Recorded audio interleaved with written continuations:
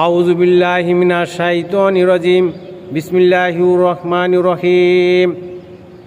আল্লাহ পাক রব্বুল আলামিন কুরআনুল কারীমে ইরশাদ করেন, ফাওয়াইলুল লিল্লাযিনা ইয়াকতুবুনাল কিতাবা বিআইদিহিম সুম্মা ইয়াকুলুনা হাযা মিন ইন্দিল্লাহি লিয়াশতারু বিহি সামানান কলিলা ফাওয়াইলুল লাহুম মিম্মা কাতাবাত আইদিহিম ওয়া ওয়াইলুল লাহুম মিম্মা ইয়াকসিবুন।